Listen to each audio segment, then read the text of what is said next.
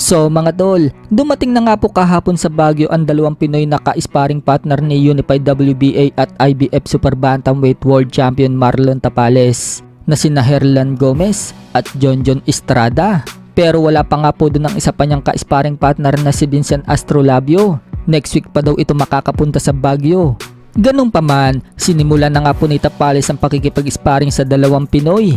Pero wala nga pong video na ipinakita na naganap sa sparring.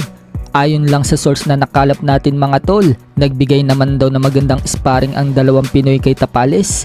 Tigka 3 rounds nga daw po ang isinagawa nilang sparring. Habang ang makakalaban naman ni Tapales ngayong December 26 sa Japan na si Unified WBO at WBC Super Bantamweight World Champion na Oya Inoue. May mga Pinoy din siyang sparring partner sa Japan. Bukod dyan, isa din sa ka-sparring partner ni Inoue ay ang IBO Super Bantamweight World Champion na si Eric Robles Ayala ng Mexico. Speaking of sparring mga tol, naka-sparring na nga po ni Inoue itong dating tinalo ni Luis Nery na si Asat Hovhannissian, na ngayong itong si Asat Hovhannissian humahamon dito kay Casimero. Noong maka-sparring nga po ni Inoue itong si Asat Hovhannissian mga tol, paghahanda nga po niya yan kay Paul Butler sa unification ng 4 na titulo sa Bantamweight Division. Inilabas nga po ang 1 minutong video clip ng sparring.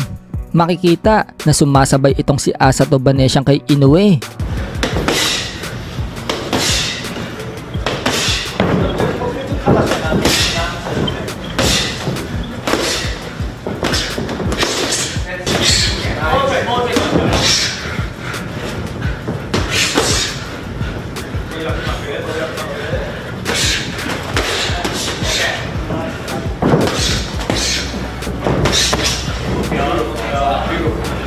Watch the counter. Easy, easy, easy. I'm okay. Hey, okay. Right, Azad. Right, Azad. Right, yes, right, Azad. Tight arm. スーパーバンタムのランク1位っていうのをやってみてどうでした？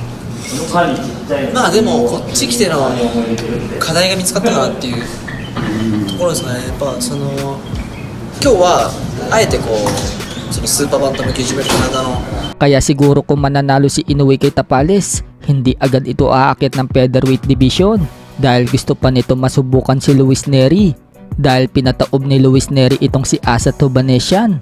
At kung matatandaan mga tol, gusto din sana masubukan ni Inoue si Casimero, subalit nawala na ng interes si Inoue dahil sa pinakitang hindi magandang performance ni Casimero sa huling laban niya kay Uguni. Kaya ngayon, kay Luis Nery na lang nakapokus si Inoue. Samantala, kasama nga po ni Inoue ngayon nag-iinsayo ang pinsan niyang si Koki Inoue. Kapansin-pansin nga mga tol ang laki ng katawan ngayon ni Inoue. Kaya hindi na tayo magtataka na baka mga ilang laban na lang aakit na din ng featherweight division si Inoue.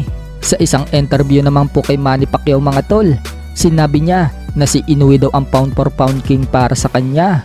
Mas pinili nga po ni Pacquiao si Inoue kaysa kay Terence Crawford.